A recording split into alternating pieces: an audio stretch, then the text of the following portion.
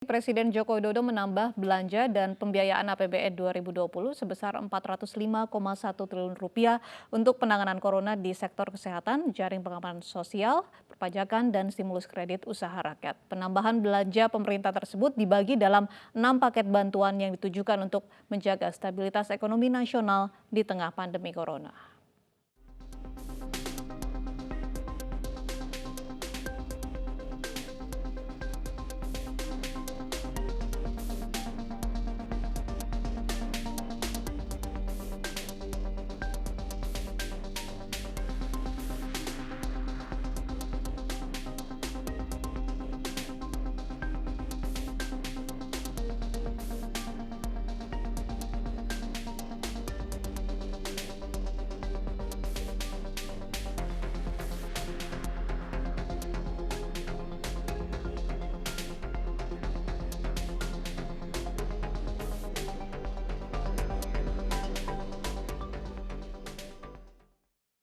Pak Emrus, kalau tadi Pak Cahyo bilang semua yang terdampak corona ini bisa mendapatkan stimulus itu.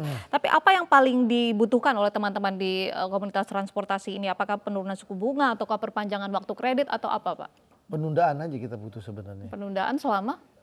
Ya nggak perlu setahun sih, sampai ini pulih aja, mungkin 5 bulan pulih, kan udah kita ekonomi dilihat lagi, kita udah bisa bayar lagi gitu. Jadi selama 5 bulan jangan ditagih dulu begitu ya cicilannya? Penundaan. Kan kalau penundaan kan, kalau kemarin dengar kabar lagi yang ACC katanya kalau penundaan itu dia tetap mesti bayar dulu. Apa 2 juta katanya sebulan, sama aja itu sama kayak kita bayar denda. Maksudnya kita jangan dikasih denda nih, kasih waktu sampai kita bergeliat lagi gitu.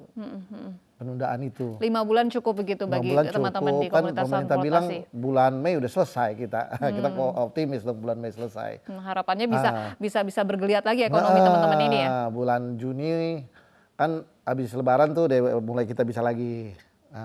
Tapi apakah stimulus ekonomi ini, relaksasi terkait dengan kredit ini cukup untuk menjawab begitu jeritan hati para teman-teman di komunitas transportasi yang sangat terdampak begitu terkait dengan virus corona ini? Kalau menjawab sih nggak keseluruhan kan, karena kita kan yang pusing juga kan buat biaya makan kita juga nih. Makan, biaya operasional, kendaraan. Ini memang sedikit lah. Kan bebannya cukup besar nih, beban kita bayar kredit nih. Dengan adanya misalkan boleh di ini kan kita tetap berusaha nih, yang ada yang hari-hari ini kita bisa buat makan gitu. Tetap sih nggak keseluruhannya kita bisa bernafas, tapi minimal kalau misalnya kita dikasih tempo nih untuk bayar nih, kita jangan ditagih dulu deh, biar tetap kita narik dulu nih. Kita tetap berusaha buat ngasih makan anak istri kita gitu. Baik. Jadi Pak kan, Cahyo? pemerintah nggak perlu ngasih makan kita, kita bisa ngasih makan anak istri. Gimana nih gitu. Pak menjawab keinginan para teman-teman komunitas transportasi ini, Pak? Baik, Mbak Uci, kami memahami betul kondisi yang terjadi di masyarakat. Tapi juga perlu dipahami bahwa lembaga keuangan seperti perbankan juga mengimbau dengan masyarakat, yang kemudian juga dan masyarakat tersebut kita harus berikan bagi hasil gitu. Selain itu bank juga harus memiliki pendapatan untuk mengoperasikan banknya atau lembaga keuangannya. Nah, itu munculnya dari pendapatan salah satunya berasal dari angsuran pembiayaan yang diberikan oleh para nasabah. Jadi Pak Yus, barangkali kami dapat sampaikan bahwa stimulus atau kelonggaran diberikan itu bisa bermacam-macam. Nah ini sekali lagi sifatnya nanti person to person saja didiskusikan dengan pihak leasingnya begitu. Kalau kami pihak perbankannya paling tidak bisa menurunkan angsuran lah begitu Pak. Kalaupun tidak menunda 100%, bisa menurunkan angsuran. Nah nanti disesuaikan apabila misalnya contohnya saja tiap bulan biasanya bayar 2 juta misal, karena ada kelonggaran jangka waktu atau penurunan suku bunga kalau di konvensional bayarnya tinggal 1 juta atau 500.000 misalnya. Nah ini kan masih jauh lebih baik lah begitu dibandingkan harus full. Yang kedua kemudian masalah mengingatkan, ini memang tugas daripada kami mengingatkan pada bapak-bapak bahwa ada kewajiban yang harus dipenuhi. Tapi sekali lagi bahwa kewajiban tersebut barangkali tidak akan full ya, sekali lagi tidak full. Dan ini jangka waktunya silakan dipilih.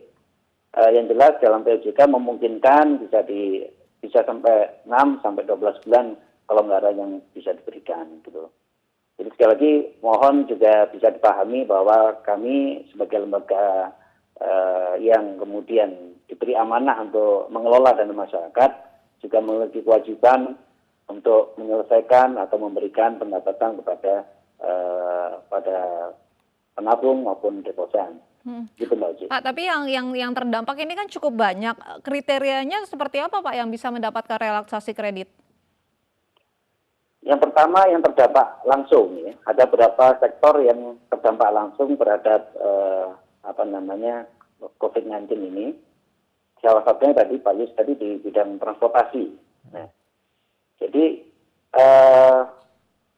yang kita berikan misalnya tadi pengurangan angsuran tiap bulan, gitu. Pengurangan angsuran tiap bulan. Kemudian juga kalau di konvensional memungkinkan atau penurunan suku bunga, gitu. Kira-kira gitu Mbak Uci. Pak Amius. Kalau kita sih pengennya penundaan gitu, karena kan lagi pidato Pak Jokowi pertama kan kita ditunda gitu, nggak bayar dulu. Berarti kita kasih napas tuh setahun malah janjinya Pak Presiden kan. Kalau hanya pengurangan suku bunga, biaya kurang tetap kan mesti bayar kita. Nanti kan takutnya kalau itu apakah pembayaran itu sudah termasuk bayar cicilan atau hanya kita nggak bayar cicilan, cuman kayak bayar denda doang. Itu kan sama aja kita diseksa juga sebenarnya, sebelum makan susah.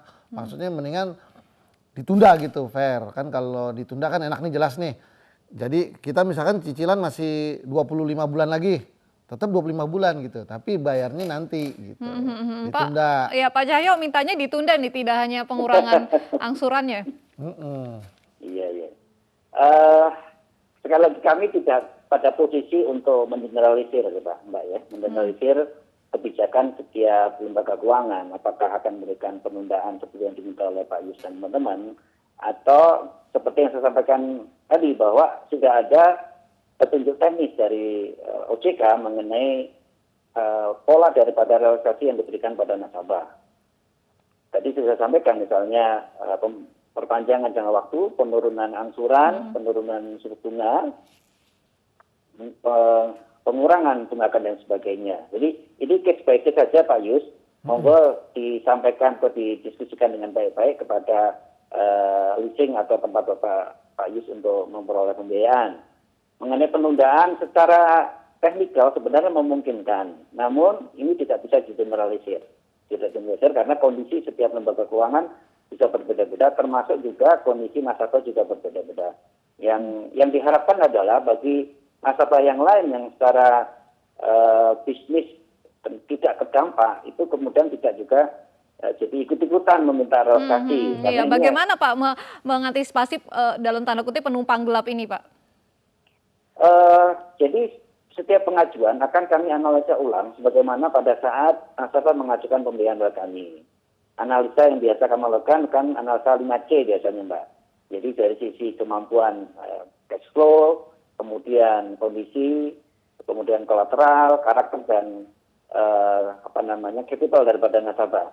Jadi tidak langsung otomatis diberikan, tapi dengan analisa yang kami lakukan maka akan bisa diambil kesimpulan bahwa nasabah atau debitur ini sebaiknya diberi kebijakan seperti apa. Kalau memang nasabah itu betul-betul tidak mampu sama sekali karena usahanya tutup, karena tidak bisa beroperasi, ya terpaksa kita bisa memberikan penundaan seperti yang disampaikan oleh Pak Ajis tadi. Tapi sekali lagi ini case by case, tidak mengeneralisir Mbak. Pak Amius sendiri, teman-teman komunitas tentunya juga harus menyaring begitu bagaimana agar penumpang gelap ini tidak ikut masuk mengatasnamakan bahwa terdampak corona padahal memang dari jauh sebelum corona sebenarnya sudah tidak bisa membayar kredit begitu. Jadi gini, nanti kan kita juga kerjasama mungkin sama aplikasi biar ada data gitu jelas. Kan itu kan online, ketahuan kita nih pemasukan kita emang udah lama dasarnya memang dari online kan. Jadi nggak mungkin ujuk-ujuk orang leasing mobil buat keperluan pribadi, tahu-tahu bilang berdampak nih, padahal nggak berdampak. Kita juga nanti kita seleksi dari kitanya juga, kita nanti kerjasama. Tapi kan maksudnya biar yang pertama itu pemerintah bikin dulu nih juklaknya dulu biar kita kepastian gitu, biar kita tenang. Jadi ketika kita ngajuin kan jelas gitu. Karena kan ini udah sangat mendesak nih. Waktunya udah tagihan-tagihan udah banyak yang udah mulai mangkir, udah ada yang udah mulai nggak bayar. Kan kalau dari leasing kan tetap suruh jaga cicilan. Dibayar misalkan nih jatuh tempo dibayar 500.000 juga, 1 juta juga nggak mau, dia mesti bayarnya full karena dia nggak ada mekanismenya dari leasing. Makanya kita mau tuh biar segera gitu pemerintah kalau istilahnya bikin kita janji-janji bisa segera diterapkan begitu ya. Gitu biar kita ada kepastian gitu. Baik. Terima kasih Pak Emil dan juga Pak Cahyo sudah bergabung bersama